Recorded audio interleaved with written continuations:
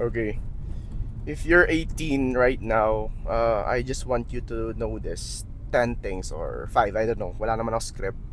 But meron ako naisip kasi na if I were become 18 ulit, or if I were get a chance na bumalik sa oras or sa time, anong i-advise ko sa younger self ko? And here's some advice from me. I'm 22, going 23 this year. So mga teens right now. Kasi syempre teens is from 13 to 19. So pag 20 ka na, hindi ka na teen, ano ka na, early adulthood ka na. So you need to have at least banks, IDs, etc. Siguro for teens, of course, for those going into high school, number one na gagawin ko or sasabihin ko is be you.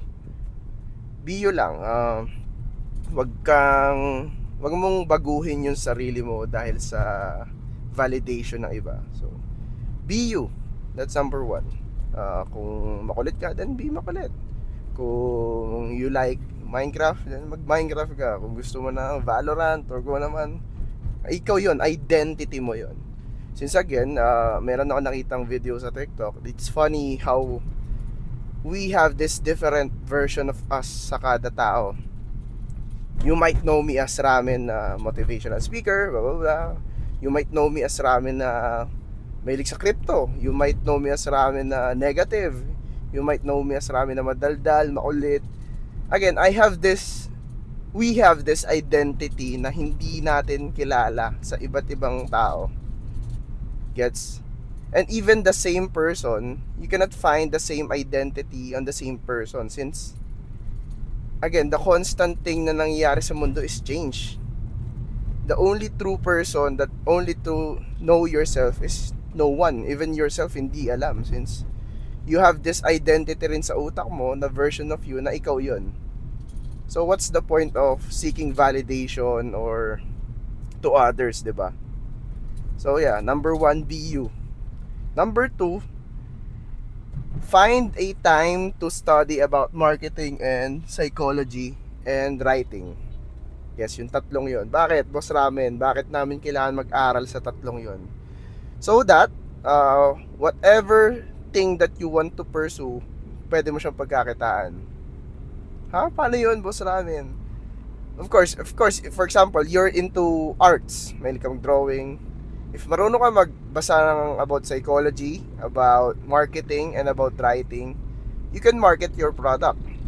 Boss Ramen, but psychology? Of course, if you have the right mindset, the right money psychology, the right psychology to talk to people, the psychology of business, etc., you can use that as advantage. If marunong ka mag-marketing, digital marketing, social media marketing, content creation, then you can market the product na pinopursue mo or yung passion mo. And just lastly, writing. Of course, if marunong ka mag-write, marunong ka na rin mag-content, and you can do a book or kung ano man. Yung 3 na yon is vital sa mga gagawin mo in the future. Bakit? For example, like sinabi ko sa art, you can market it, madali na lang, since even Ryan Holiday, just example, Ryan Holiday is marketing, head ng marketing ng clothing brand before. I forgot the brand. Pero I think Old Navy, I forgot. Pero gets mo, marketing siya. Then, hilig siya sa pagsusulat ng books. Mahilig rin talaga siya magsulat. Nagamit niya yung pagiging marketing niya sa books niya, which is yung number 3, writing. So, always remember that 3 things, since, again, pagtandaan nyo, kahit anong industry pasukin nyo, pwede mo siyang gamitin. Gusto mo mag-trading? Fine, then may psychology ka. Do marketing sa course mo kung meron kang course, di ba? Write your own templates, etc. Gusto mo naman magbenta ng live selling, e-commerce, business. You have marketing, psychology, writing. That's the 3. I learned that from Danco. If kilala niyo si Danco, he's a writer. Nagbebenta siya ng course. His marketing is doing simple contents na very interactive and very appealing and emotion-inducing sa atin. That's basically psychology and marketing. Diba? Lahat, it revolves down there. Number 3 siguro is learn about simple financial literacy. Learn how to save, learn how to not impress people with things and hindi naman siya nagmamatter. Hindi mo kailangan ng new clothes, hindi mo kailangan ng new shoes para mag-seek ng validation sa iba. That's number 3. Learn about financial literacy. Financial literacy is not knowing ano yung mga percentage ng ganito, ganyan. It's about knowing how to handle money, how to manage it, how to keep it, how money works, how to do more cash flow income. Again, puro money na to, but again, if you're a teen, knowing it early on can save you a lot of money. Bakit? Wala ka pang responsibility. Teens ka pa lang, bro. You can literally work tas earn money while you're at school na merong baon. But again, this not applies to everyone since again, iba-iba tayo ng privilege. Pero nagigets nyo yung point. Pwede ka mag-fail, but if you know how to handle your money, how to keep it, may gets mo, it will overshoot and magiging habit mo na siya hanggang pagtanda mo. Number 4, lagi kong sinasabi kanina pa, is do not seek validation sa ibang tao. Again, hindi mo control kung ano inisip nila, yung opinion nila. But again, wag ka rin naman maging basurang tao. Nagets mo? Sabi nga nila sa driving, rule of thumb. For example, merong mahabang pila ng kotse na traffic. Hindi mo problema yon. So, kasi, wala kang problema no kasi may traffic eh. Pero pag ikaw lang yung mag-isa sa harap, like ikaw lang yung nakikita mo, wala namang kotse, tas ang haba ng pila sa likod, then ikaw na yung problema. So gets mo, baka naman sabihin mo sa akin, boss Ramen, kala ko ba don't seek validation, basura na lang ugali. Hindi ganoon, diba? That's number 4. Nailan na ba ako? I think that's number 4. Number 5 is study one philosophy and apply it sa sarili mo. I don't care kung anong philosophy. Sige, mag-nihilist ka. Do you think it's a good philosophy? Then go. Stoicism, then go. Buddhism, Laotiism. Just study one and follow it as your guidance. Again, philosophy and religion is not the same. You can be a Christian while studying Stoicism, and I think it goes hand in hand. So for me, I recommend Stoicism since ayun yung inaaral ko or ginaguide ko sa buhay ko. Why? Since philosophy is a way of life. Philosophy is where you question things and it makes you wiser. So kung teens pa lang ako, naaral ko na siya na merong mga bagay na hindi natin nakokontrol. Man, high school will be so much easier. Less stress, less anxiety, wala kang kaaway, just being kind. That's it. That's number 5 since it's way of life. Philosophy is way of life. And then number 6 siguro, practice hygiene agad. No. Practice self-improvement early on. Yan. Para kasama na lahat. Kasama na hygiene, looks, self-improvement, gym. Bakit? One regret, na hindi naman regret, parang the thing that sana in-start ko agad is going or lifting agad nung teen ako. Kasi you can start lifting basically if you want na eh. Or working out sa bahay nyo. Why? Because lifting can have a domino effect sa iba't ibang bagay. You can be disciplined, more disciplined. You can have these good habits, confidence, self-esteem. Maganda yung katawan mo. So guys, as a human nature na yun na pag maganda yung katawan, they respect you more.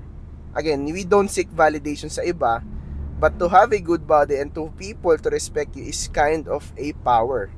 So kung may power ka, you can influence people, diba? Number 7, learn how to talk sa mga tao. As a guy, hindi ako magaling makipag-usap sa tao. Though madaldal ako, pero you know how to socialize properly. Paano mag-build ng network. Yes, teens ka pa lang. Pero if kaya mong mag-socialize sa buong class nyo, like kilala ka nila, mas okay na kilala ka nila kaysa hindi ka kilala. That's, syempre, sino bang imagine this, high school. Sa high school namin, ang dami ko nang hindi kilala, pero for sure, kilala nila ako. I'm not a egoistic narcissist guy, pero I have this group of friends na, so I am sobrang, hindi naman ka-close, acquaintance ko kasi halos lahat. Na-guess nyo? Mas okay na ikaw, ay kilala ko yun nung high school, kaklase ko yan, kaysa yung sino nga ulit yung ano, yung mataba, yung hindi nagsasalita, di ba? Unlike pag, si Rainiel, si Ramen na siya ngayon, di ba? Mas gustuin mo yon kaysa sa hindi ka kilala. So learn how to communicate, learn how to socialize, makipag-bond. But again, hindi mo naman kailangan baguhin yung identity mo. You just need to be kind. You just need to socialize. If hindi ka marunong, social anxiety ka, practice 100 interaction challenge, especially if nasa school ka. Very easy. And then number 8, siguro this one is very, siguro hindi naman controversial. Don't chase relationship agad. Bakit? Una, nasa teen ka pa lang. Yung utak mo is not well developed. If hindi ka naniniwala, go search it up. Our brains develop when our brains will be fully developed. At the age of 20 or 18 nilalabas yan. Nasa teens ka pa lang eh. Your decision making, yung maturity mo, yung pagiging wise mo, yung pagiging seloso mo, possessive, lahat ng trauma shit sa buhay mo, you might apply it sa first na karelasyon nyo. Kasi hindi mo alam kung paano gumalaw sa mundo na may kasama na or may ka-partner na. Malay mo, possessive ka pala.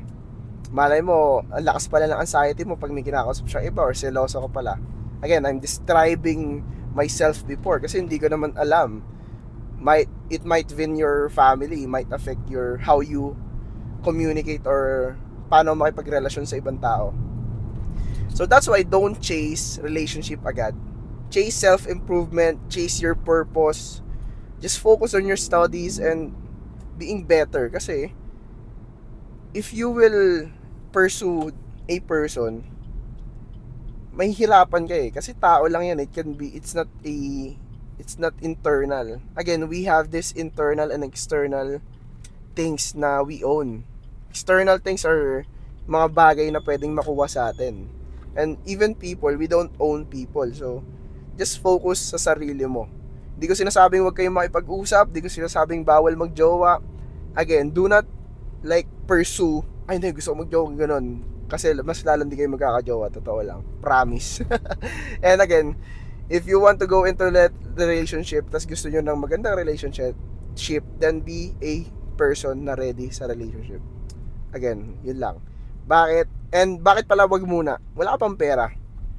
Ang one of the pet peeve na buti na lang supportive yung parents ko sa mga ganun ko is parang if ever ako magkakanak ako tapos manghingi sa akin ng pera pang date, bibigyan ko, pero guess mo, hindi ko siya ito-tolerate. Sabi ko mag-grind ka dyan muna bago ko pag-date kasi it's much more easier and much more happy pag ikaw na rin pera mo na mismo yung pinanggagastos mo.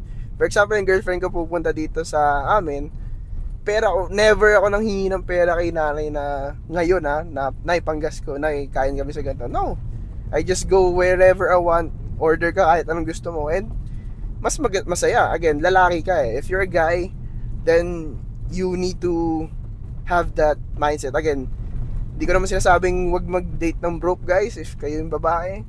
Again, preference nyo yan. Basta as a man, I think we should provide. That's number 8. Number 9. Oh shit, dalawa na lang. If you're studying, focus on your studies. Bakit? I'm not a fan of drop nyo na yung school nyo, blah blah blah. Again, pinaaral ka ng magulang mo eh. Pinaaral ka nila, nag-tuition sila, nagtatrabaho sila para dyan. It's your duty, it's your purpose to study. It doesn't mean na hindi magiging corporate slave kasi ako boss ramen pag nag-aaral ako eh. Magiging corporate slave ka pag ginusto mo maging corporate slave. Gets mo? Boss ramen, paano yan pagtanda ko, pag-graduate ko ng work ko? Again, if you study digital marketing, psychology and writing, kahit anong trabaho mo pwede mong pasukin. If nandun ka if alam mo yung gusto mong course, you can use that as an advantage. Gets mo? Right now, I'm on marketing. Bakit? Lahat ng ginagawa ko is technically marketing. I'm trading, but I'm doing content creation, which is basically marketing. I can use digital marketing. Ang dami, di ba? That's number 9. Focus on your studies. And then, lastly, siguro So, to don't forget your own becoming. What's that? What's becoming, Boss Ramen? I've learned this essay where schools invite writers sa school nila para magsalita. Tapos lagi siya nag-email kung kani-kaninong writer. And then one writer rather, nag-wrote back siya, sabi niya, sorry, I'm 80 plus years old, I cannot go to your school, and blah blah blah, blah. But if I will teach young people to do one thing, is to don't forget their own becoming. Don't forget to dance, don't forget to sing, don't forget to do something that will fulfill your soul. And as 18, you should know and you should do that. Most of you guys, de pera, Boss Ramen. I get it. Guys, nasa third world country tayo. Mahirap po mabuhay. But mas mahirap if hindi ka buhay kasi hindi mo alam paano mabuhay. Kasi mabuhay ka lang, but you didn't live. You just have a life, but you didn't live. That's much more harder. Sige, buhay ka, meron kang $10 million. Sabi mo, Boss Ramen, masaya ako nun. But you wasted the time na pwede kang mag-bond sa tropa mo na sumayaw or mag-aral ng guitar, ng drums. Diba? Boss Ramen, pwede na ako mag-aral niyan ngayon. Yeah, but you could have do that early on kasi kaya naman sa oras mo. Again guys, teens ka pa lang, wala ka pang responsibility. Gets nyo? Yeah, you can study a high-skilled paying skill. High-paying skill, pwede yon, wala namang problema doon. But again, don't forget your own becoming. Don't forget your passion, your identity, your who you are. Diba? Same sa una, be you. But iba naman to kasi, don't forget it. Anyway, that's 10 lessons for teens. Just a quick mini podcast for you all. Again, we have a webinar sa description. And if you guys want to check my new series sa TikTok, ilalagay ko sa description. It's about improving your life. And again, if hindi siya gumana sa inyo, if hindi nag-improve yung buhay nyo guys, I will refund it. Dadagdagan ko pa ng pera yung wallet mo pag hindi ka natuwa dun sa videos na nako, kasi I think it's $2 lang naman. Anyways, if you guys wanna check it out, nasa description. If you guys want to learn how to trade, meron na sa description. It's all free lang yung webinar, yung series is hindi. Anyways, today is Monday, November 6, back to school na ako. And yeah, today is arm day. It's gonna be a great week. As always, see you guys next video. Love you all. Peace. Bye-bye.